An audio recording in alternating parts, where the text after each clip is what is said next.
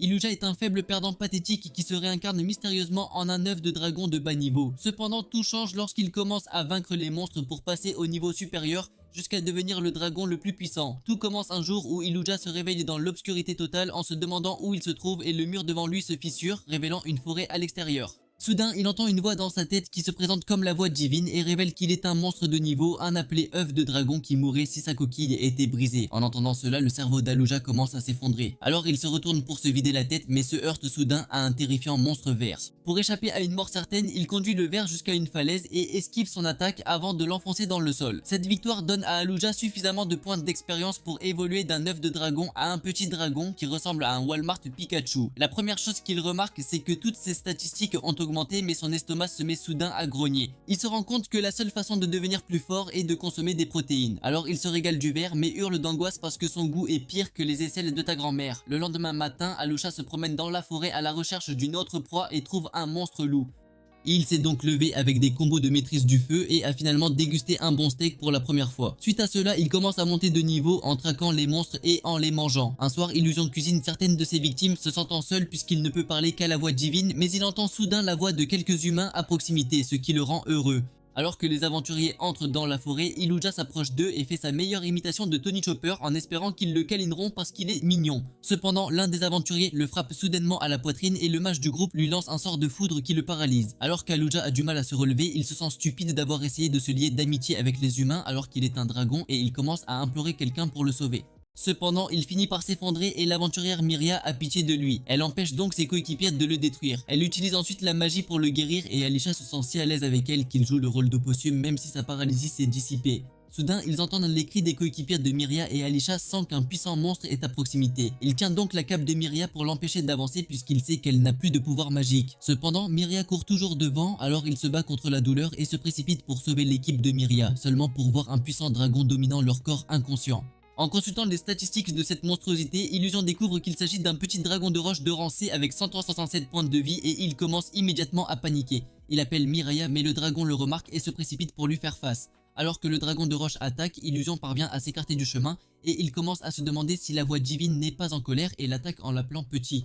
Le dragon de roche commence à rugir, alors il suit les traces de Yuta Okatsu en se cachant dans le buisson le plus proche car il sait qu'il porte un toast si le dragon l'attaque. Lorsqu'il jette un coup d'œil dehors, il remarque que Miria est toujours en vie puisque ses points de vie n'ont pas encore diminué. Mais le dragon de pierre le remarque également, alors il commence à marcher vers elle pour terminer le travail. Alors qu'Aluja réfléchit à ce qu'il doit faire, les mains divines l'attrapent à nouveau, cette fois lui disant de s'enfuir pour ne pas mourir et il accepte que la voie est juste car il n'a actuellement aucune chance de vaincre le dragon de roche. Cependant, lorsqu'il se souvient de la façon dont Miria a gentiment soigné ses blessures, il saute hors de sa cachette et crie aussi fort qu'un sagan pour attirer son attention. Il charge ensuite et alors que le dragon lance son attaque, il roule en boule suralimentée comme Sonic the Hedgehog et échappe rapidement à son attaque avant de frapper le dragon en plein dans la tête. Lorsqu'il voit l'ancien lanceur du groupe gisant mort sur le sol, il s'étonne qu'il n'ait pas survécu. Alors il vérifie également l'épéiste et voit qu'il est toujours en vie mais inconscient après avoir été emballé par le dragon. Le dragon de roche charge pour attaquer à nouveau, mais Iluja recule et commence à réfléchir à la façon de les sauver tout en lançant plusieurs attaques sur le dragon de roche. Ce n'est que le dragon de roche en colère, mais Iluja en est content puisqu'il prévoit de le faire poursuivre et de l'éloigner des aventuriers blessés.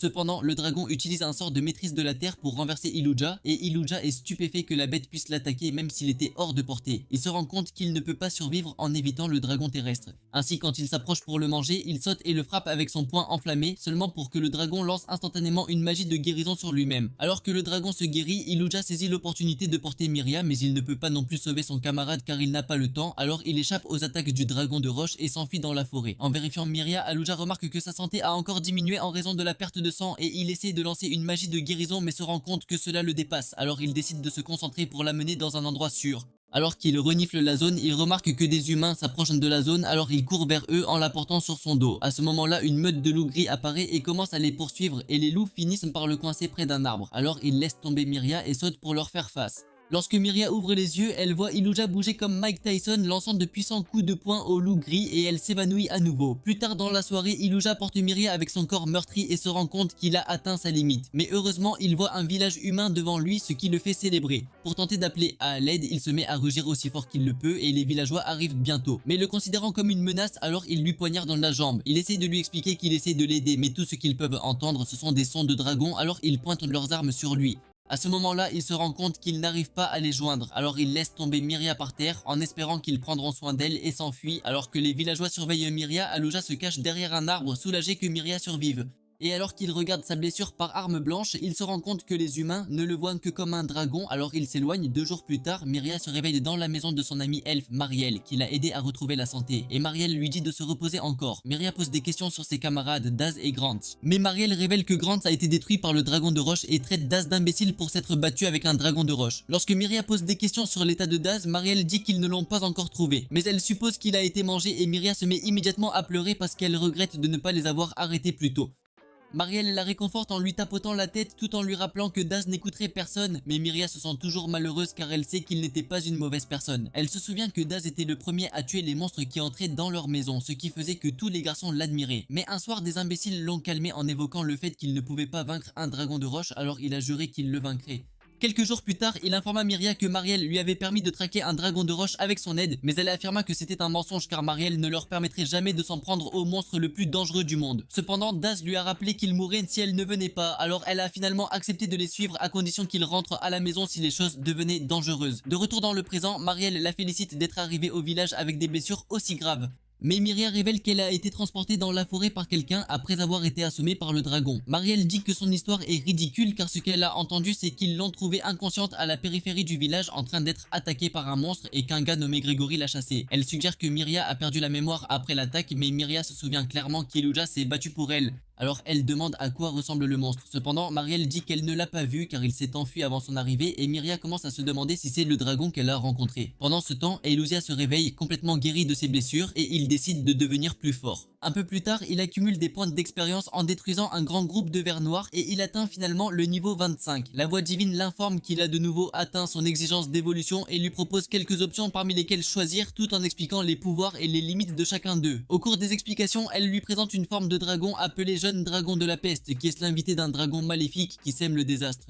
En entendant cela, Aluja commence immédiatement à paniquer mais elle l'informe alors qu'il peut utiliser une compétence de transformation humaine sous cette forme. Cela le met dans un dilemme car même s'il pourrait utiliser la transformation pour se fondre dans la masse des villageois, il courait également le risque de devenir le Dark Vador des dragons. Alors qu'il réfléchit à l'opportunité de choisir ou non le dragon de la peste, il se souvient qu'il est toujours inquiet pour Myria. Il déclare donc haut et fort qu'il veut la compétence de transformation humaine quoi qu'il arrive. Il se rend compte qu'il peut utiliser cette compétence pour vivre une vie paisible et honnête et retourner à son ancienne vie si les choses tournent mal. Il dit donc à la voix divine qu'il a décidé de devenir le jeune dragon de la peste. Immédiatement, son corps se transforme en une forme plus grande et plus sombre et la voix divine l'informe qu'il a réussi à évoluer en dragon de la peste. Tout en regardant son reflet dans l'eau, il commence à s'inquiéter car il a désormais l'air aussi maléfique et haché que Voldemort. Mais la voix divine l'informe que sa capacité à visualiser les statistiques est passée au niveau 3. Et avec cette mise à niveau, il peut désormais revoir les détails de ses propres compétences. Cela le rend heureux. Mais elle révèle également que la compétence de la voix divine a également augmenté et qu'il a acquis de nouvelles compétences, notamment la capacité de voler.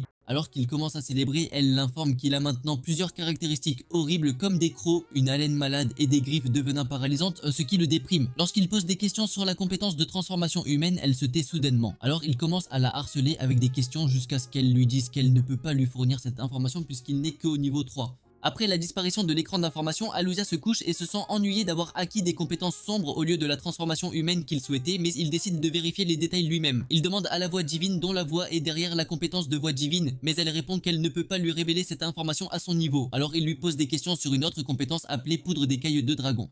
Elle explique qu'en battant simplement des ailes, il peut libérer un miasme mortel pouvant détruire des cibles. Et lorsque cette compétence atteint son maximum, il peut détruire des nations en les survolant simplement. Beluja fait le moindre mouvement de ses ailes et une plante à côté de lui meurt immédiatement. Alors il commence à paniquer à l'idée qu'il soit devenu une arme biologique incapable de s'approcher d'un humain. Lorsqu'il pose des questions sur la compétence suivante, elle explique que sa respiration malade est une attaque respiratoire qui propage un miasme de détresse, qui provoque de graves affaiblissements et est si contagieuse qu'elle peut anéantir des civilisations entières. Cela fait paniquer encore plus Illusia. Alors il vérifie ses titres en espérant quelque chose de mieux, mais la voix divine explique qu'il porte le titre de tout petit héros capable de réduire les dégâts sur certaines armes et d'influencer son évolution. Lorsqu'il demande le prochain titre, la voix divine révèle qu'il a également le titre de malfaiteur, un titre pour les méchants diaboliques qui laissent derrière eux une montagne de cadavres en riant méchamment en comptant leurs victimes.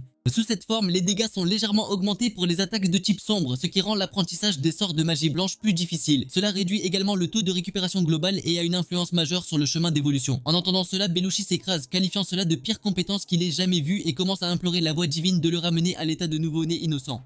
Au village, Mariel et Myria vérifient leurs pierres de protection. Et quand Myria demande si elles sont censées vérifier toutes les pierres de protection du village, Mariel lui rappelle qu'elles sont importantes car elles créent une barrière autour du village pour empêcher les monstres d'entrer. Elle explique ensuite que ce n'est qu'un charme qui encourage inconsciemment les monstres à errer au-delà de ce point et cela ne fonctionnerait pas contre des monstres qui ont une forte volonté ou qui ont un objectif en tête comme trouver la pièce unique. Une fois que Mariel a fini de corriger tous les avertissements, Myria lui demande de lui en dire plus sur les monstres et Mariel se demande si l'incident de l'autre jour a fait d'elle une amoureuse des bêtes. Elle explique alors qu'elle a peut-être été sauvée par un petit dragon dans la forêt. Lorsque Mariel demande si elle a été élevée par un monstre, elle nie immédiatement. Mariel accepte donc de lui en parler. Elle explique que les monstres deviennent plus forts à chaque évolution et ils le font en chassant d'autres créatures pour passer au niveau supérieur. Mais Maria souligne que c'est très similaire aux humains qui montent de niveau en accumulant de l'expérience.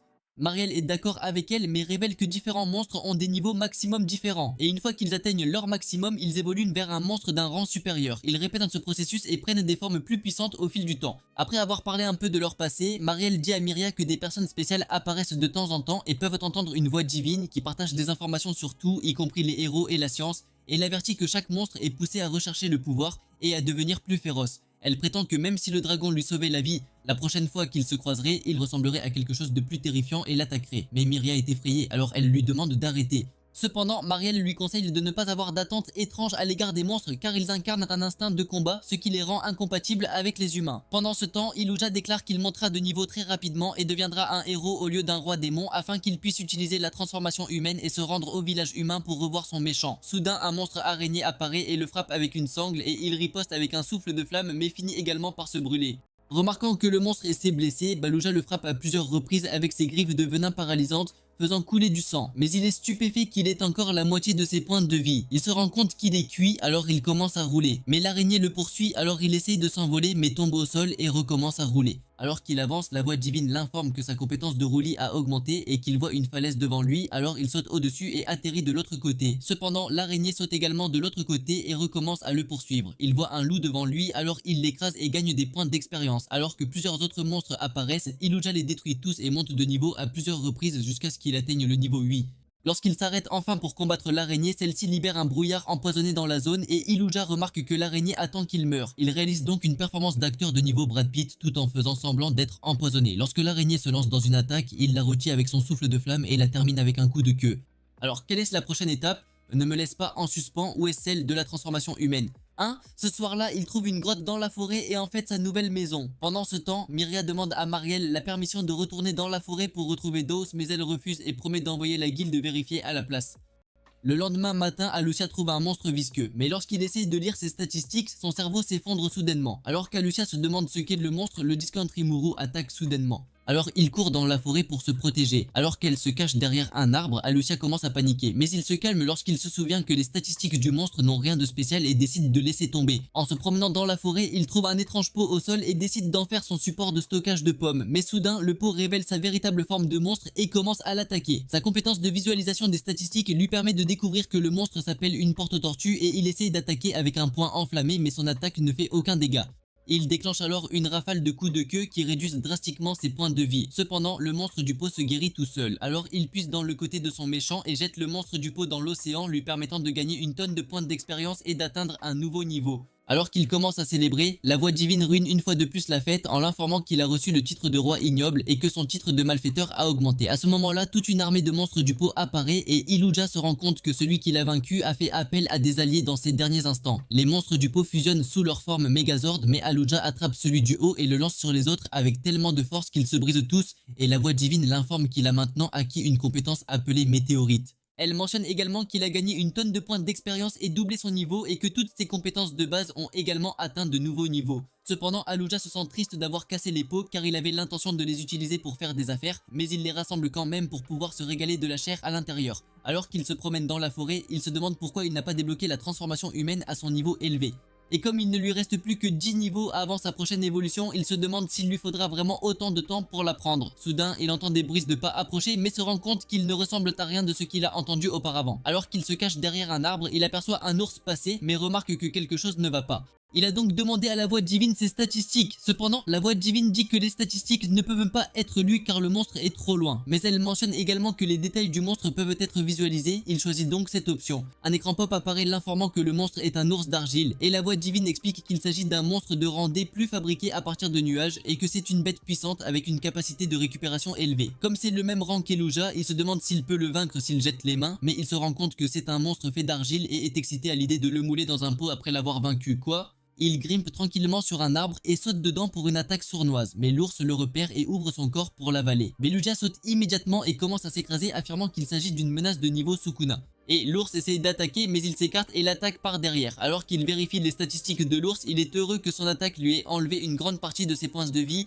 mais l'ours se guérit soudainement et Aluja craint de ne pas pouvoir vaincre ce monstre après tout. En zoomant sur la zone comme flash, Aluja se rend compte qu'il ne peut pas battre l'ours d'un seul coup à son niveau actuel et il se souvient que le mouvement le plus puissant de son arsenal est la compétence météorite. Mais il sait que l'ours est trop lourd pour qu'il puisse voler avec lui, alors il décide de se concentrer sur les tactiques de délit de fuite. Il commence alors à attaquer l'ours à plusieurs reprises et à mesure que l'ours se guérit, il charge pour l'achever. Mais il crée soudainement une tempête de sable autour de lui et se transforme en une nouvelle forme puissante avec des pointes sur le dos. Aluja accepte que son plan soit grillé car il ne peut plus lui riposter avec des attaques roulantes. Mais il remarque que la bête a perdu une tonne de pointes magiques car elle a utilisé 4 compétences différentes à la fois. Le Kléber lance une de ses pointes sur Alisha mais il saute hors de danger et remarque que la pointe fond dans la boue après avoir eu un impact. Alors que l'ours lance davantage de pointes, Alisha charge et casse l'un de ses bras et après qu'il est fondu, il le façonne en boule. Dans cet esprit, il charge le monstre avec son corps et la balle couverte de flammes et finit par donner à l'ours d'argile le traitement Gojo en détruisant sa moitié supérieure. La voix divine l'informe qu'il a gagné 150 points d'expérience et qu'il est passé du niveau 30 au niveau 33. Elle l'informe alors qu'il a acquis une nouvelle compétence appelée casse-noisette et il se rend compte que c'est le nom donné au nouveau mouvement qu'il vient d'utiliser pour détruire la bête. Quelques heures plus tard, Illusion façonne l'argile du monstre et utilise ses flammes pour la chauffer dans un four avant de partir chercher de la nourriture. Dans la forêt, il trouve un champignon mais la voix divine l'informe qu'il contient un poison mortel paralysant alors il le jette. Soudain, une fleur se transforme en monstre et l'attaque. Alors il la détruit rapidement et la voix divine l'informe que c'est une plante carnivore qui mange des monstres et stocke du sel dans sa moitié inférieure. Beluga sait qu'il a besoin de sel pour cuisiner, alors il décide de ramener la moitié inférieure du monstre chez lui. Pendant ce temps, Miria cherche Daos dans la forêt après avoir ignoré les avertissements de Mariel et un ver monstre saute soudainement pour l'attaquer, alors elle le détruit avec un sort de flamme. Au même moment, Aluja trouve un champignon spécial et la voix divine explique qu'il s'agit d'un mets spécial appelé champignon monstre qui a le goût d'un steak 5 étoiles. Et il trouve également des champignons plus petits, extrêmement précieux, mais la voix divine l'informe qu'ils font partie des ingrédients du cristal meth de Walter White, alors il les retient avec la magie des flammes. Alors qu'Aluja cueille quelques baies, Miria sent une sombre présence dans la forêt, alors elle décide de rentrer chez elle après y avoir jeté un bref coup d'œil. Un peu plus tard, Aluja arrive à la maison et utilise ses nouvelles casseroles pour cuisiner l'un des plats spéciaux de Gordon Ramsay dont il se régale. Le lendemain matin, les aventuriers envoyés par la guilde pour enquêter sur la forêt arrivent enfin. Pendant ce temps, Illusion remarque que certains singes volent sa nourriture, alors il se dirige vers un champ de fleurs dans l'espoir de trouver du poison pour eux. Soudain, un monstre apparaît et le mord, et son venin lui cause une immense douleur. En utilisant ses compétences statistiques sur le poison, il voit que cela s'appelle un venin spécial et il demande s'il s'agit d'un type de venin différent de celui d'habitude. Mais la voix divine explique que la compétence affichée des statistiques ne peut pas fournir des informations aussi spécifiques à son niveau. Alors qu'il lutte pour se relever, la douleur dans son corps s'aggrave et il commence à se secouer le cerveau pour trouver comment sortir de cette situation difficile. Il réalise soudain qu'il peut apprendre quelque chose en obtenant des informations sur le lézard noir qui l'a attaqué. La voix divine explique donc qu'il s'agit d'un monstre de rang D- appelé Venom Princess Lycerta. C'est un monstre rusé qui empoisonne ses proies et ses puces, puis se régale des restes une fois que le poison a fait effet. En entendant cela, Aluja est effrayé parce que Venom Princess semble encore plus effrayant que son titre de roi ignoble et la voix divine aggrave les choses en expliquant qu'elle crée un puissant poison en interne en consommant des choses hautement toxiques. Cependant, ses fluides corporels servent d'antidote au poison qu'il crée, il l'utilise donc pour négocier sa vie chaque fois qu'il est capturé. Aluja se rend compte que le lézard sournois attend de le manger et que son corps peut encore bouger un peu grâce à sa résistance au poison. Alors il fait un pari en s'enfonçant profondément dans la forêt pour qu'elle s'expose. Son plan finit par fonctionner lorsque le lézard noir saute hors de sa cachette et il tente de l'attaquer avec son habileté à rouler. Mais le lézard noir utilise sa propre compétence de roulement pour s'enfuir. Cela le choque, mais il se souvient que la falaise sur laquelle il a combattu le monstre araignée se trouve devant lui, et la voix divine l'informe que ses compétences en roulage ont augmenté, alors il avance avec confiance. Cependant, le lézard noir le frappe soudainement avec une pointe d'argile, et il est surpris qu'il puisse attaquer en roulant, mais il est contrarié et recommence à le poursuivre. Le lézard le frappe avec encore plus de pointes, Mais il esquive et atteint finalement la falaise où il projette le lézard dans les airs. Alors que le lézard noir tombe dans la rivière, le dragon muet se rend compte qu'il est sur le point de perdre le seul antidote à son poison, alors il saute de la falaise et essaie de l'attraper. Cependant, il ressent soudainement la douleur du poison, ce qui le fait reculer, mais il surmonte la douleur et finit par attraper le lézard noir. Tout en s'y accrochant, il affirme hardiment qu'il le sauvera quoi qu'il arrive et utilise son souffle de flamme comme une fusée pour les renvoyer à la surface. Au sol, il est complètement submergé par l'immense douleur causée par le poison et il s'évanouit sous le regard du lézard noir. Pendant ce temps, Miria rencontre Marielle qui lui demande pourquoi elle n'était pas à la maison plus tôt et Miria ment en disant qu'elle est allée enregistrer des vidéos OnlyFans. Marielle demande si elle est allée secrètement au donjon et Miria ment que ce n'est pas le cas. Alors Marielle lui dit qu'elle a reçu un message de la guilde indiquant que des aventuriers se dirigeaient vers eux. De retour dans la forêt, Aluja se réveille brusquement et il est surpris par le fait que le lézard noir soit toujours devant lui. Il pense qu'il attend pour le manger, alors il prend immédiatement une position de combat mais remarque qu'il ne ressent plus les effets du poison. Lorsqu'il demande au lézard s'il lui a donné l'antidote, il confirme que c'est le cas, alors il le remercie et commence à jouer avec. Ce soir-là, il emmène le lézard dans sa grotte aux chauves-souris et lui sert de la nourriture. Pendant qu'il mange, il se sent heureux d'avoir enfin quelqu'un à qui parler. Et il se rend alors compte que le lézard n'a pas de nom, alors il la nomme Yuna et lui dit qu'il est libre de rester aussi longtemps qu'il le souhaite. Quelques minutes plus tard, Aluja montre à Yuna un poison spécial qu'il a fabriqué, mais Yuna commence immédiatement à s'en régaler, et cela lui rappelle que les lézards noirs renforcent leur venin en mangeant des substances venimeuses. Cependant, lorsqu'il essaie de goûter lui-même le poison, l'idiot commence immédiatement à se rouler par terre de douleur, et la voix divine l'informe que sa résistance au poison a augmenté. Le lendemain matin, une meute de loups charge le duo de lézards, mais Yuna en abat la moitié avec des pointes d'argile, et Illusion renverse l'autre avec les mouvements de Bruce Lee. Ensuite, le duo dynamique se sépare et passe plusieurs heures à explorer la forêt ensemble.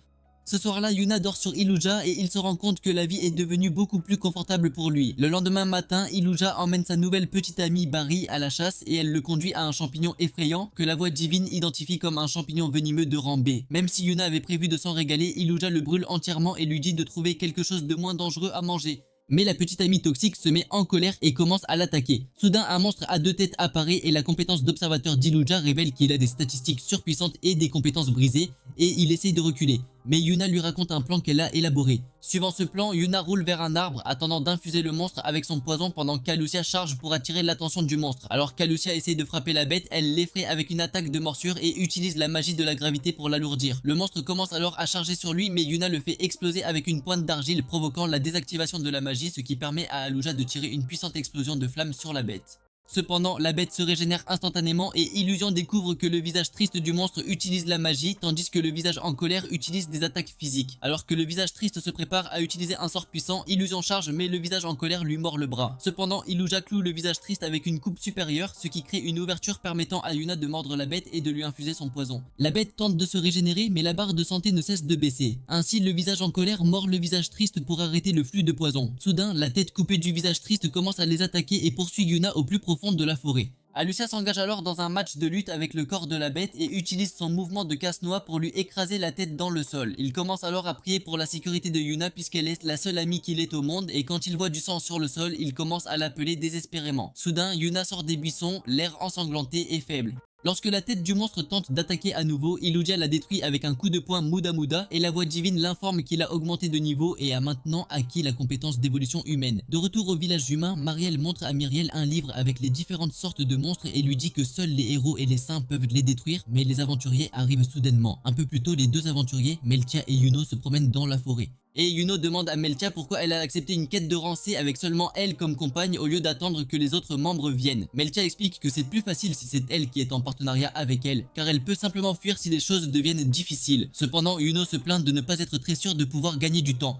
Alors Meltia arrête finalement de la déranger et lui dit qu'elle ne croit pas que ce sera une mission dangereuse puisque leur travail consiste à fouiller la forêt et non à combattre des monstres. Yuno prétend que c'est louche qu'ils recherchent quelqu'un qui est censé être déjà mort. Quelques heures plus tard, ils retrouvent Marielle chez elle et Meltia dit qu'il est rare de trouver un elfe dans un village humain. Marianne explique alors qu'elle n'est qu'à moitié elfe et demande à Myria de partir car elle ne veut pas qu'elle entende les détails de ce dont ils vont discuter. Lorsque Meltia demande qui il recherche, Marielle explique qu'il s'agit de Daz, un aventurier qui a combattu le dragon de roche alors qu'il était en partenariat avec Myria. Elle les informe alors que Myria se sent coupable de la mort de Daz et qu'elle part dans la forêt pour le chercher.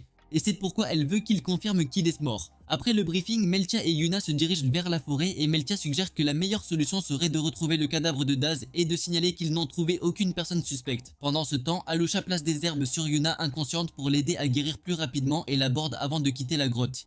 Alors qu'il se promène dans la forêt, il vérifie son écran de statut et voit de la compétence de transformation humaine, ce qui l'excite. Cependant, il décide de s'éloigner de la grotte car il sait que le lézard noir pourrait attaquer s'il se transforme soudainement en un souci de chansonnette. Il roule jusqu'au bord de la rivière et regarde son reflet tout en réfléchissant à ce qu'il devrait faire après être devenu humain. Il ne veut pas se séparer de son méchant lézard, mais il veut aussi vivre une belle vie au village et il se demande s'il pourra vivre à la fois dans la grotte et dans le village s'il change de forme tous les 3 jours. Quoi qu'il arrive ensuite, il est heureux de pouvoir désormais gagner la confiance des humains et de commencer à célébrer, car il sent qu'il est devenu un humain aussi beau que Justin Bieber. Cependant, il commence à se demander s'il ne deviendra pas une fille sexy et il se rend compte que si cela se produisait, il passerait tout son temps à regarder son propre reflet et pourrait même tomber enceinte. Après avoir gaffé pendant plusieurs minutes supplémentaires, il active finalement la transformation humaine, mais il se transforme en une forme encore plus laide et plus effrayante que sa forme de jeune dragon en plaques, ce qui le fait paniquer. Lorsqu'il demande à la voix divine pourquoi l'évolution humaine n'a pas fonctionné correctement, elle répond qu'elle ne peut pas révéler cette information à son niveau. Alors il commence à se demander à quel point cette compétence vocale divine est inutile.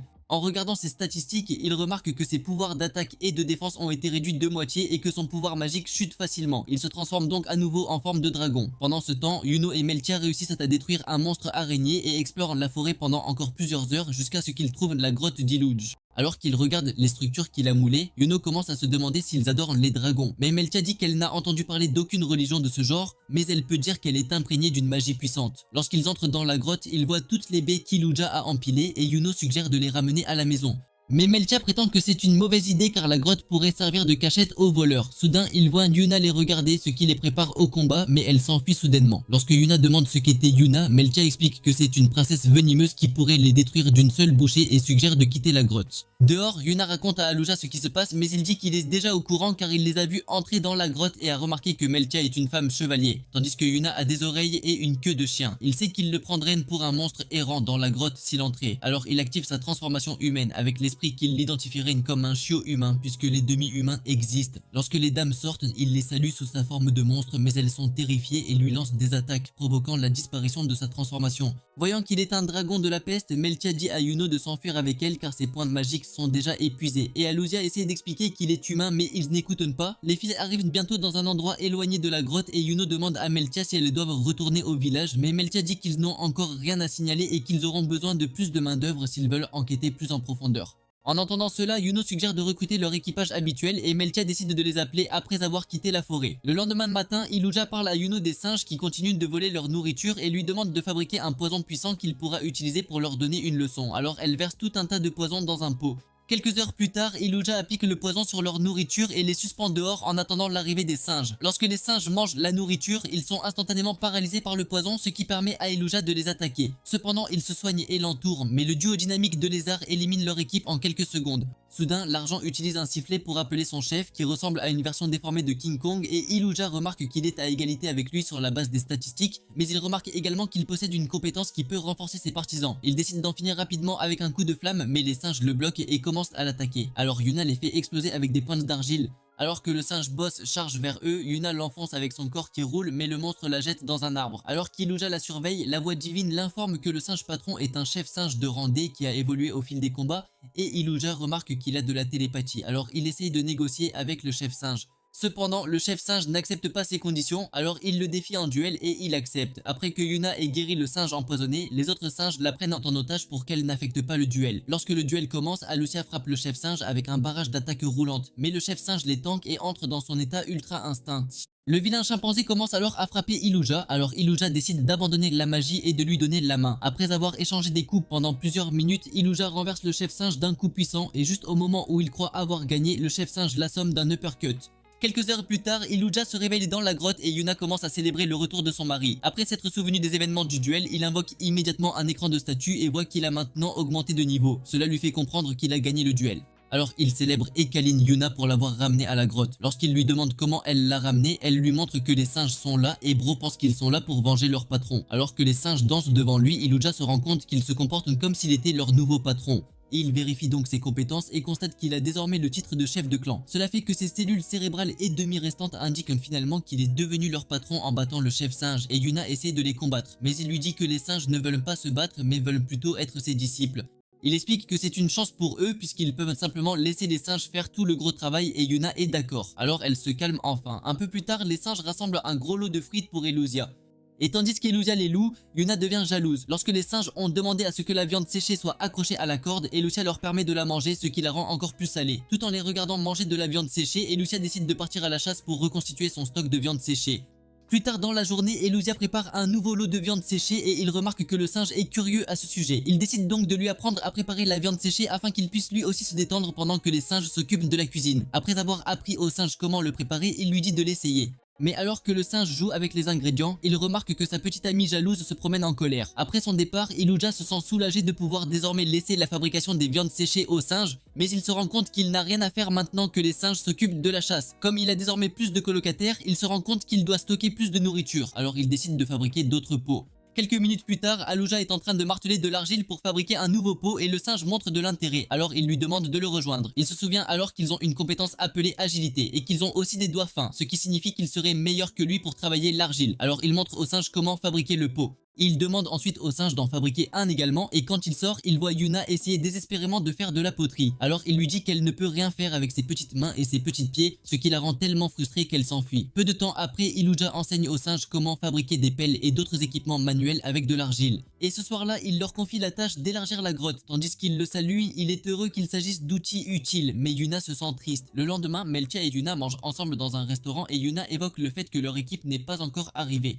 Meltia explique donc que les personnes qu'ils attendent arriveront une fois leur quête en cours terminée. Yuno dit que c'est bizarre qu'ils soient tombés sur un terrifiant dragon de la peste et Meltia décide qu'ils doivent examiner davantage la forêt car quelque chose d'étrange s'y passe définitivement. Pendant ce temps, Yuna réveille Elusia semblant plus inquiète que d'habitude et il remarque que son corps est lourd parce que les singes font la sieste sur ses membres. Il essaie de les réveiller mais il ne bouge pas alors il se rendort. Cependant, cela déclenche tellement Yuna qu'elle empoisonne l'un des singes et commence à célébrer jusqu'à ce que Ulcha lui dise de leur donner l'antidote. Après avoir guéri le singe, Ulcha lui dit que les empoisonner va trop loin. Mais elle attire son attention sur les pots en argile et c'est alors qu'il se rend compte qu'il ne lui a pas prêté attention. Il lui propose alors un rendez-vous de chasse et elle accepte. Au village, Miria est inquiète car ils n'ont rien entendu des aventurières quelques jours après les avoir envoyés dans la forêt et elle décide que c'est à elle de retrouver Dose alors elle retourne dans la forêt. En marchant à travers la forêt, Iluja se rend compte qu'il est à un niveau d'évoluer à nouveau alors il décide d'acquérir plus d'expérience et d'obtenir plus de choses à mettre dans leur grotte. Lorsqu'il demande à Yuna ce qu'elle pense, elle commence soudainement à se morfondre parce que les singes sont derrière elle jouant avec les armes qu'ils ont fabriquées. Il lui demande de lui faire savoir s'il aperçoit des monstres devant lui, mais elle marche soudainement devant lui et l'ignore en avançant. Soudain, des loups apparaissent et le duo de lézards se prépare à utiliser à nouveau leur combo, mais les singes sautent et combattent les monstres en utilisant les armes, ce qui rend Yuma encore plus triste. Alors que Miria explore la forêt, elle aperçoit Das passer, alors elle se précipite à sa rencontre, mais il disparaît subitement et des monstres terrifiants arrivent.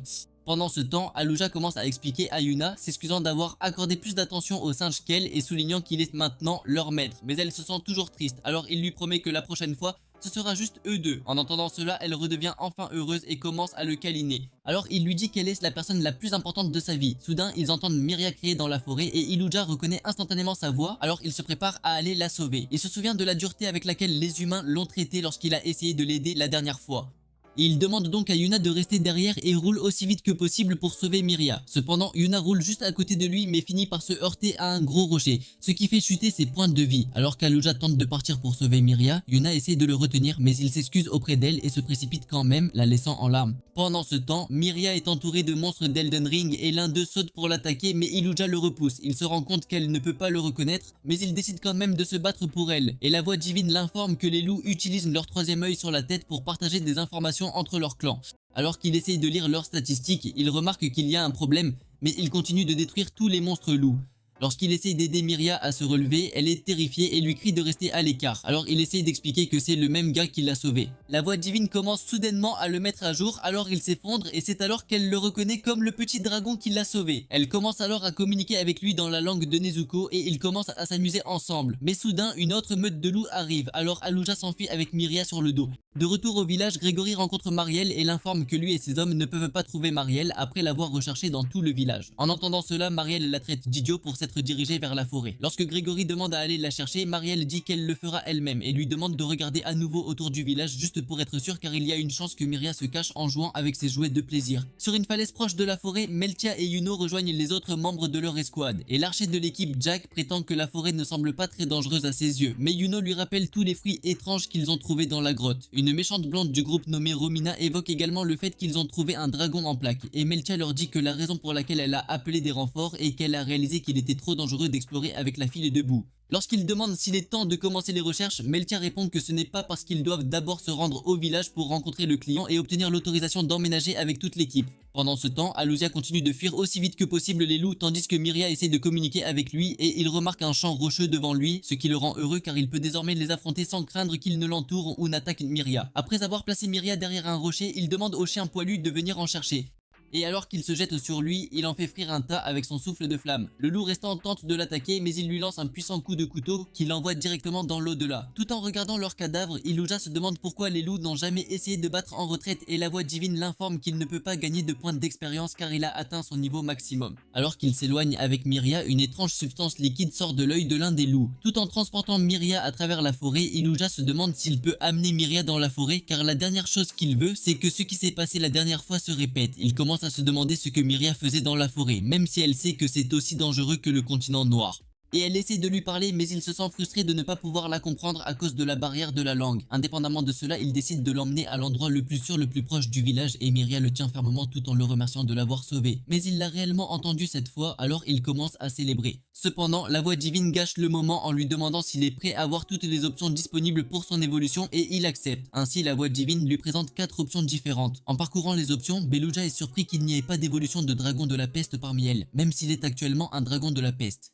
Mais quand il demande à la voix divine, elle dit qu'elle ne peut pas lui révéler des informations aussi spécifiques. Il dit qu'il n'avait pas pour objectif de devenir un dragon de la peste en premier lieu parce que Miria n'accepterait jamais de le faire craquer s'il le faisait. Et la voix divine lui demande s'il veut les détails de toutes les formes d'évolution, alors il la supplie de lui donner une analyse complète. La voix divine révèle que la première forme disponible est le dragon noir humain, un demi-humain dont le corps est couvert d'écailles sombres, et Alucia se demande si la forme lui fera ressembler à un humain puisqu'il s'agit d'une forme demi-humaine. La deuxième forme disponible est le dragon roulant, un dragon spécialisé dans la vitesse plutôt que dans la force, et Alucia pense qu'il n'est pas trop spécial puisqu'il serait principalement capable de rouler. La troisième forme de dragon est le petit dragon arc, un dragon de type léger doté d'une grande intelligence et utilisant une grande magie. Et cette forme rend Iluja heureux car il pourra enfin évoluer d'un dragon de la peste à quelque chose de céleste capable d'utiliser une grande magie. Et enfin, la quatrième forme est le Jormungand qui a le corps d'un énorme serpent et tout son corps est couvert d'écailles contenant un poison mortel. Tout seul sur lequel ce monstre glisse deviendra stérile, donc Iluja ne veut rien avoir à faire avec cette forme car cela ferait de lui une malédiction vivante.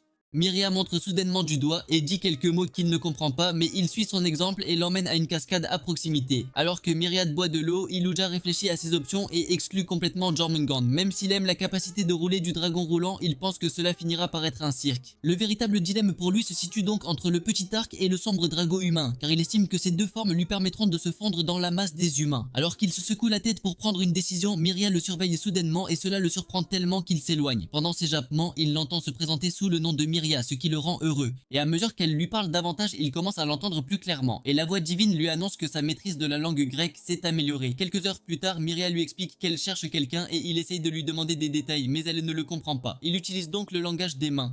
Quand elle mentionne que c'est Daz qu'elle recherche, il se souvient que c'est le mec qui s'est fait maigrir par le dragon de roche. Il fait donc un cosplay trash de lui en utilisant de l'herbe, ce qui rend Miria heureuse car cela confirme qu'il est vraiment le dragon qui l'a sauvé à l'époque. Ils passent les heures suivantes à flirter et à parler de leur film Brothers préféré, mais leur moment romantique est interrompu lorsqu'un monstre apparaît et commence à les poursuivre. En fuyant le loup, Iluja se rend compte qu'il est contrôlé et il rencontre toute une meute de monstres loups avec Daz chevauchant le boss loup tout en agissant de manière psychopathe comme un détenu de Gotham. Quand Iluja essaie de lire ses statistiques, il est choqué de voir que sa liste de compétences est vide et Miria essaie d'utiliser le Tok no Jutsu sur lui, mais le loup attaque. Alors Iluja saute pour lui faire face. Alors qu'Iluja retient le loup, Daz tente d'attaquer Miria mais elle le projette au sol avec une boule de feu et il commence soudainement à tenir un objet étrange comme si c'était quelque chose de précieux pour lui. Soudain, il commence à entendre des pas de géants se dirigeant vers le village et Daz commence également à courir vers le village. Miria informe donc Alisha que l'objet qu'il tient est un œuf de dragon de roche. Alors qu'ils le poursuivent, Miria le supplie d'aller sauver son village pendant qu'elle retient les monstres, mais Alisha la rabaisse et anéantit le chef loup. Lorsque les autres loups attaquent Miria, il les repousse et la rabaisse tout en lui promettant qu'il protégera son village. Alors que le dragon de roche se rapproche du village, Iluja court aussi vite qu'il peut vers le village avec Miria sur le dos. Alors qu'ils avancent, Iluja vérifie Miria pour voir si elle va bien et elle le remercie de l'avoir portée sur le chemin du retour au village. Il remarque que ses blessures ne sont pas si graves et cela le rend heureux car il sait qu'elle n'a besoin que d'un peu de magie de guérison pour récupérer. Cependant, Miria utilise sa magie de guérison pour soigner la blessure dans son dos tout en lui disant qu'elle ne peut plus lancer un autre sort de guérison après cela. et il conclut qu'elle est l'âme la plus gentille du monde entier. Dans le village, George rencontre l'un des méga-loups et il commence à se demander si les pierres de protection de Marielle ne fonctionnent pas. Lorsque le loup attaque, il parvient à tuer avec sa lance même si celle-ci tombe sur lui. Alors qu'il lutte pour sortir du corps du loup, il voit qu'Aluja est arrivé. Alors il commence à le menacer de ne plus entrer dans le village. Cependant, Myria lui explique qu'Aluja est là pour sauver le village et c'est à ce moment-là qu'Aluja le reconnaît comme celui qui l'a poignardé et Grégory le reconnaît également.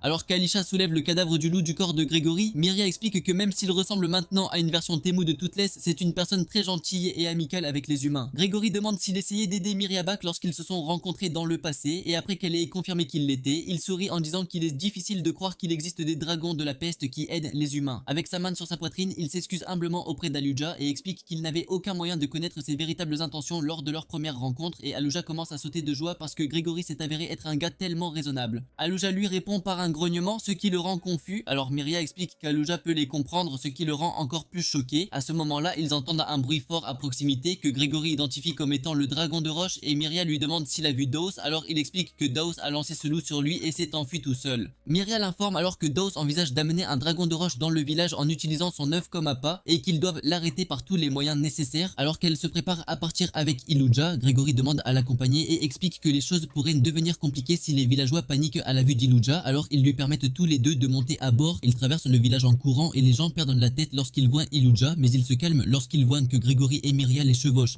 Lorsqu'ils posent des questions sur Daz, les villageois les informent qu'ils se dirigent vers la tour de guet et ils entendent soudain le bruit des gens fuyant le dragon de roche. Ils se rendent compte que le dragon se rapproche et Myria cherche désespérément à faire quelque chose pour Dawes. Mais Grégory lui dit de se concentrer sur l'évacuation du village pendant que lui et Iluja s'occupent de Dawes et du dragon de roche. Elle essaie d'argumenter mais il lui rappelle qu'elle est blessée et qu'elle serait un handicap au combat. Alors elle descend et leur dit de faire attention. Alors qu'ils avancent, Grégory exprime à quel point il est surpris que le petit nouveau-né soit devenu un dragon de la peste même s'il a entendu des histoires sur des monstres devenant plus gros et plus forts et il promet à Iluja qu'il le présentera à tout le monde dans le village une fois l'affaire réglée.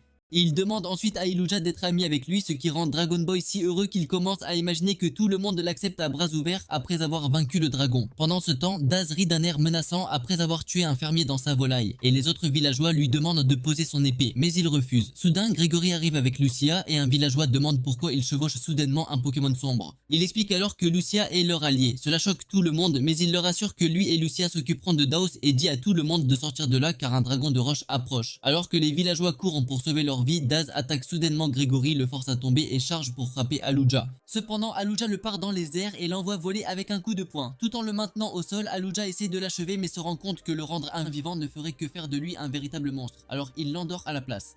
Il déclare ensuite qu'il est une version dragon de Batman qui ne tue pas d'humains et Grégory le voit. Il conclut donc qu'Iluja est véritablement un ami des humains. Alors qu'il cherche l'œuf, Daz se réveille soudainement et saute en avant et Iluja essaie de vérifier son statut uniquement pour voir des icônes anormales, comme lorsqu'il a essayé avec les Mega Wolves. Daz prend alors son épée et prend en otage un garçon nommé Jean et Iluja sait qu'il ne peut rien faire mais il se rend compte que le dragon de roche apparaîtra s'il n'agit pas assez vite. Alors qu'il secoue son cerveau pour savoir quoi faire, Daz laisse soudainement tomber l'épée et ramasse l'œuf et le monstre visqueux apparaît de sa bouche et le traîne lui et le garçon vers une plateforme haute. Les choses vont de mal en pis lorsque le dragon de roche arrive soudainement et que Daos essaie de briser l'œuf de dragon, alors Iluja intervient pour l'arrêter. Cependant, Daos jette Jeune hors de la plateforme, forçant Iluja à le sauver à la place et le salaud possédé réussit à détruire l'œuf de dragon. Voyant cela, le dragon de roche passe immédiatement en mode fou furieux et commence à détruire tout ce qu'il voit. Dans une autre partie du village, Myria retrouve Marielle et lui fait part de la situation. Alors que Dao célèbre, le dragon de roche l'écrase immédiatement comme un cafard et Iluja regrette de ne pas en avoir terminé plus tôt car cela aurait évité ce chaos. Il remet ensuite Jean à Grégory et lui dit de partir pendant qu'il affronte le dragon et Grégory lui demande de ne pas mourir avant de s'enfuir.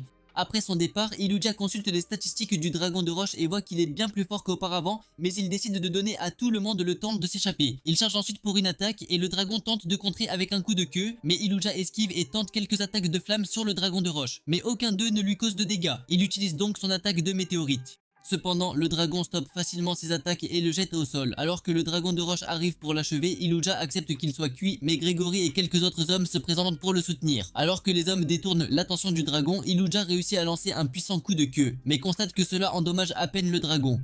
Soudain, le dragon déclenche une puissante attaque de rocher qui tue l'un des hommes et écrase Grégory contre le mur. La voix divine dit à Iluja de s'enfuir, mais il refuse et choisit d'évoluer à la place car il est à nouveau coincé dans un dilemme à 4 et le dragon de roche le jette au sol. Quelque part dans la forêt, Meltia et ses camarades de guilde entendent le bruit venant du village, alors elle leur dit de se dépêcher. Pendant ce temps, Mario entend également l'agitation et se rend immédiatement compte que le dragon de roche devient fou furieux. Elle demande donc à Myria si elle a réussi à évacuer tout le monde et Myria répond que non car certains d'entre eux ne sont pas encore arrivés. C'est alors que les parents de Jean arrivent avec lui. Marielle demande alors où est Grégory et son père l'informe que lui et quelques autres sont partis vers le centre de la ville pour aller combattre le dragon de roche. En entendant cela, Marielle demande à Myria de venir en aide aux villageois pendant qu'elle se rend sur place. Mais Myria refuse et demande à l'accompagner car elle est sûre qu'il y a plein de blessés là-bas. Marielle accepte donc de la laisser venir. Pendant ce temps, Aluja se demande toujours quelle forme d'évolution choisir et il pense opter pour le petit dragon arc pour pouvoir sauver Grégory et utiliser la magie de guérison. Mais il se souvient de la voix divine lui disant que ses chances de gagner et de survivre sous cette forme sont inférieures à 4%. Cela le met en colère. Il se lance alors sur le dragon de roche et esquive toutes ses attaques avant de le clouer au sol. Il va ensuite voir Grégory et remarque qu'il saigne. Il décide donc de le soigner après s'être transformé en petit dragon arc-en-ciel. Cependant, Grégory lui tient la main et lui dit de ne pas s'inquiéter pour lui. Même s'il est actuellement la galette dans un Burger Rock, Aluja lui dit d'arrêter de parler pour qu'il le guérisse. Grégory souligne alors qu'Aluja n'utilise pas toute sa puissance et lui demande de le manger parce que les dragons de jeu deviennent plus forts en mangeant les gens. Aluja refuse immédiatement, affirmant qu'il n'est pas un monstre extrême comme Eren Jaeger qui mangerait les gens pour se renforcer, et il dit que la seule manière de devenir plus fort est l'évolution.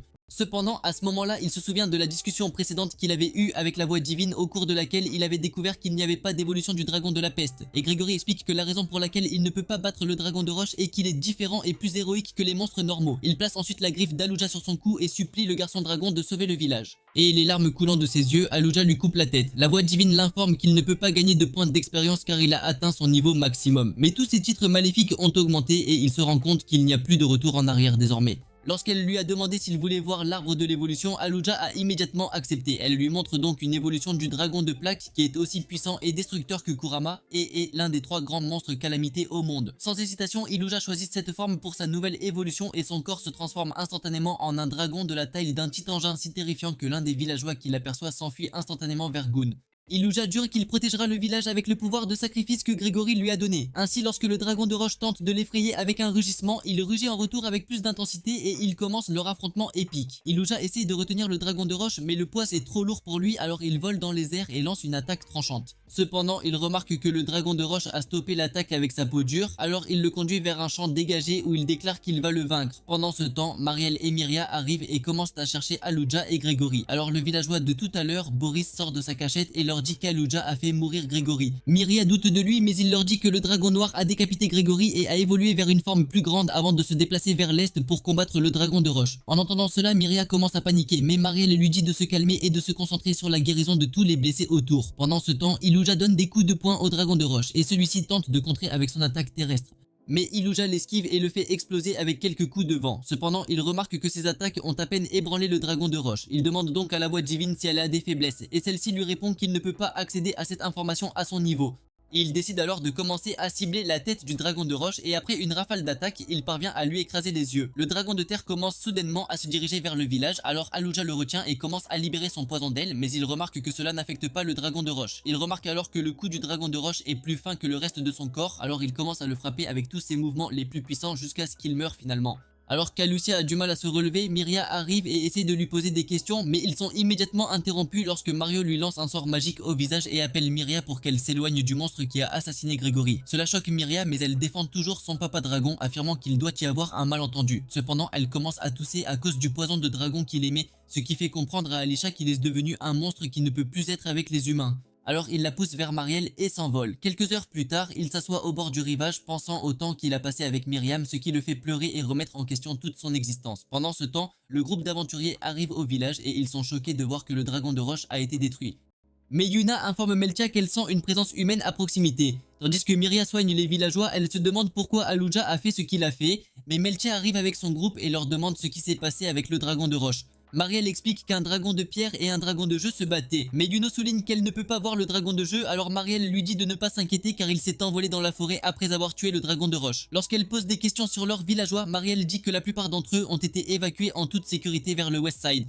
Mais certains ont pris du retard et n'ont pas encore été retrouvés. En entendant cela, Meltia décide qu'elle et son équipe iront à leur recherche et Maria propose de les rejoindre car aucun d'entre eux ne connaît vraiment son chemin dans le village. Meltia accepte de la laisser rejoindre mais Marielle lui rappelle le danger du dragon de la peste avant de partir avec la fête. Dans la forêt, Aluja se réveille aux côtés de sa fidèle maîtresse Yuna qui le salue avec un sourire et il est surpris qu'elle le reconnaisse. Alors qu'elle lui saute sur la tête, il se rend compte qu'il est trop grand pour faire des choses normales avec elle, y compris la faire craquer. Mais il s'excuse de l'avoir laissé derrière lui et elle le câline joyeusement. Aluja accepte qu'il est un dragon maléfique qui a envoyé Grégory dans l'au-delà et il décide qu'il ne se rapprochera plus jamais de personne. Lorsqu'il se souvient que son poison en écailles de dragon pourrait détruire les singes et autres monstres, Aluja décide de quitter la forêt mais il ne partira pas encore tant qu'il n'aura pas compris comment Daz est devenu un hôte maléfique car il estime que c'est sa responsabilité en tant que héros. Il commence à retourner à la grotte pour planifier ses prochaines étapes et alors qu'il est dans les airs, il se rend compte qu'il ne rentre plus car il est beaucoup plus grand maintenant mais il sent soudain une présence dangereuse à proximité. Alors qu'il regarde à travers la forêt, il voit le slime courir vers le village et essaie de lire ses statistiques mais obtient l'erreur système habituelle. Il se rend compte que le slime a quelque chose à voir avec la situation de Daz, alors il le poursuit et utilise sa compétence de scanner dessus, ce qui lui permet de découvrir que le slime possède de nombreuses compétences qui devraient normalement appartenir à un humain ou à d'autres mères. Lorsqu'il se souvient du combat avec Daz et les loups, il se rend compte que le slime peut voler les compétences des gens et ensuite les contrôler. Il rappelle ensuite comment le slime est sorti de la bouche de Daz pendant le combat au village, ce qui lui fait comprendre que le slime est l'Aizen Sosuke de leur monde qui a tout comploté, y compris la destruction du village. Iluja décide qu'il ne peut pas laisser quelque chose d'aussi dangereux se déchaîner parce qu'il veut protéger tous ceux qui lui sont chers. Alors il charge dans l'espoir de le pulvériser avec sa petite amie Yuna mais lui demande de s'enfuir si les choses deviennent dangereuses. Cependant une fois qu'il atterrit, le slime recouvre la zone d'une brume rouge et il remarque que ce n'est qu'un écran de fumée et non du poison. Alors il dit au slime de sortir et de lui faire face comme un homme. Soudain deux jeunes humains apparaissent et il commence à se demander d'où ils sont apparus mais il lui lance soudainement un tentacule gluant qu'il esquive. Le slime se transforme alors en sa vraie forme et commence à les narguer. Alors Yuna attaque avec des explosions de poison mais le slime se régénère instantanément. Voyant cela, Iluja se rend compte qu'il a volé les compétences de récupération des monstres de la forêt et il décide que la meilleure solution est de le vaincre d'un seul coup. Le slime demande une trêve mais Iluja refuse et évoque comment il a incité Daos à démolir le village. Cependant, Slime Lord ne comprend pas sa langue, alors il commence à attaquer Iluja en lui montrant tous les humains qu'il a assassinés dans la forêt. Et il finit par lui montrer le visage de Daos tout en admettant que c'est lui qui a orchestré le massacre du village. Cela rend Iluja enragé mais le seigneur Slime aggrave encore les choses en disant qu'il ne s'intéresse qu'à collecter autant de compétences que possible dans le village et le défie à un concours pour voir qui peut attraper le plus de corps dans le village, provoquant l'écrasement d'Iluja. Alors que le slime se prépare à attaquer, Iluja le bat au point en lançant une puissante attaque de souffle, le traînant immédiatement dans les airs et exécutant sa compétence de météorite en le lançant au sol.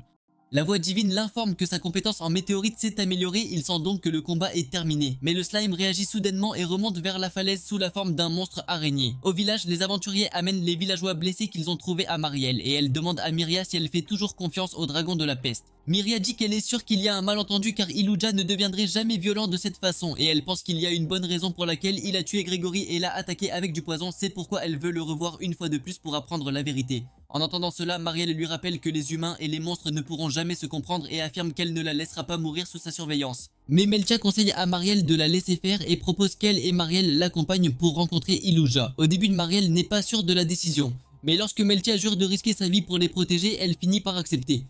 De retour dans la forêt, Yuna se cache dans la forêt pour lancer une attaque sournoise, mais Slime Lord utilise des coups de flamme pour détruire sa cachette et commence à spammer des attaques de flamme sur Iluja. Aluja esquive et divise le slime en deux, mais le seigneur du slime réapparaît instantanément et frappe Yuna au sol. Cependant, lorsqu'il essaye de l'achever, il remarque que sa main a été infectée par son poison, alors il l'attrape et la piège dans une barrière magique. Alors que les filles traversent dans la forêt, Marielle explique à Meltia que Daos a apporté un œuf dans le village et a provoqué la destruction de l'endroit par le dragon de roche. Et après l'apparition du dragon de la peste, il y a eu de nombreuses victimes. Cependant, Myria soutient que ce n'est pas ce qui s'est passé parce qu'elle et Alisha avaient pour objectif d'arrêter Daos, mais Marielle évoque le fait qu'Aluja n'a pas allié Grégory, ce qui l'a amené à se taire. Meltia révèle ensuite qu'elle a également vu le dragon de la peste lors de sa recherche de Daos, mais qu'il était sous une forme humanoïde à ce moment-là. Marielle demande pourquoi elle n'en a pas parlé plus tôt. Meltia explique donc que c'est parce que cela ne semblait pas lié à l'affaire de personnes disparues sur laquelle ils ont été envoyés pour enquêter, et aussi parce qu'elle a décidé d'appeler son équipage puisqu'elle et Yuna n'avaient aucune chance contre cela. Elle s'excuse ensuite de ne pas être au village au moment où ils avaient le plus besoin de son équipe, mais Marielle dit que tout va bien car aucun d'eux ne l'a vu venir et ils avancent. Pendant ce temps, Aluja est confuse par ce qui se passe. Il utilise donc sa compétence d'affichage des statistiques et découvre que le seigneur Slime draine en même temps le mana et la force vitale de Yuna. Il commence à donner des coups de poing sur la barrière dans l'espoir de la briser, mais celle-ci ne bouge pas. Alors il commence à réfléchir à un moyen de le détruire, il a la brillante idée de combiner les attaques. Alors il tire un coup de tourbillon et le combine avec un coup de poing de dragon et ce combo réussit à briser la barrière et gèle Yuna. Lorsqu'il demande à Yuna si elle va bien, elle confirme que oui, alors il la félicite parce qu'il pense que le salaud de Slime sera bientôt mort grâce à son poison. Cependant, le Seigneur Slime réapparaît. Alors il dit à Yuna de s'enfuir et vérifie les statistiques du Seigneur Slime pour découvrir qu'il a volé la capacité de Yuna à neutraliser les poisons. Le Seigneur Slime se transforme alors en monstre loup tout en demandant à Iluja de devenir son ami. Mais Iluja dit qu'il refuse de se lier d'amitié avec Rimuru, un petit budget, qui ferait tout pour acquérir plus de compétences, et il jure qu'il ne le laissera pas repartir vivant. Aluja se rend alors compte du fait que le Seigneur Slime peut visualiser les compétences et les statistiques comme lui, et le slime maléfique confirme sa théorie en révélant qu'il est conscient de ses statistiques et de ses compétences. Cependant, il souligne ensuite qu'il entend également la voix divine et qu'il fait ce qu'elle dit en visant à devenir plus fort. Et Iluja réalise enfin ce qui se passe réellement. Le Seigneur Slime pense qu'il a abandonné, alors il essaie de se diriger vers le village, mais Iluja utilise ses flammes pour former un anneau autour d'elle, le piégeant ainsi à cet endroit. Dans l'autre partie de la forêt, Miria montre aux autres filles un chemin brûlant. Et après avoir entendu quelques rugissements, ils se rendent compte qu'il s'agit d'Illusia. Alors ils courent à sa rencontre. Alors que Yuna regarde du haut d'un arbre, le Seigneur Slime tente d'attaquer Illusia mais il le bloque et lui tire des coups tourbillonnants. Cependant, le slime maléfique bloque en recouvrant son corps d'un bouclier de peau et il accepte qu'il n'a aucun moyen d'achever Aluja. Alors il appelle des loups pour le soutenir. Voyant cela, Aluja est toujours confiant car il sait que les loups n'ont aucune chance contre lui. Et il a vu tous les petits trucs des Slimes, mais il a le sentiment que ce salaud maléfique prépare quelque chose de sournois pour gagner le combat. Le Seigneur Slime tend soudain la main vers un loup et Alucia pense qu'il est sur le point de lui voler ses compétences. Mais il draine son mana à la place, alors il utilise un coupe-vent pour trancher la main du slime. Les loups commencent immédiatement à l'attaquer en représailles, mais Alucia puise dans son Floyd Mayweather intérieur et les frappe un par un. Soudain, un nouveau loup apparaît et l'attaque, et après avoir utilisé ses compétences en lecture de statistiques, il découvre que l'un des loups qu'il avait corsé plus tôt était un déguisement. À partir de l'un des corps du loup, la bave crée plusieurs pointes qui le poignardent sur tout son corps et il déclare qu'il consommera Aluja entière. Le Seigneur Slime commence alors à entrer dans son corps par les trous, mais Aluja devient furieux et s'envole dans le ciel. Pour tenter de l'arrêter, le Seigneur Slime commence à créer des pointes sur tout son corps, mais Aluja arrive toujours à un endroit où le soleil est visible et toutes les filles le regardent depuis le sol.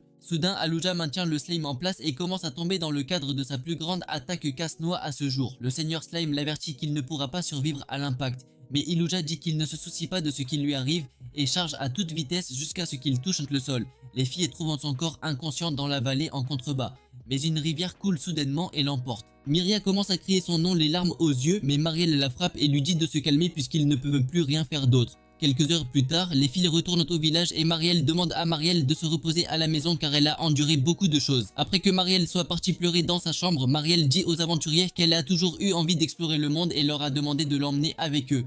Quelques jours plus tard, Aluja se réveille avec les mêmes images sombres et craquelées qu'il a vues au début. Il craint donc de retourner dans un œuf. Cependant, il découvre qu'il est toujours un dragon de la peste de taille réelle. Mais lorsqu'il se rend compte qu'il est coincé dans un désert inconnu, il panique immédiatement. Cela nous amène à la fin de la vidéo. Aluja retrouvera-t-elle Myria ?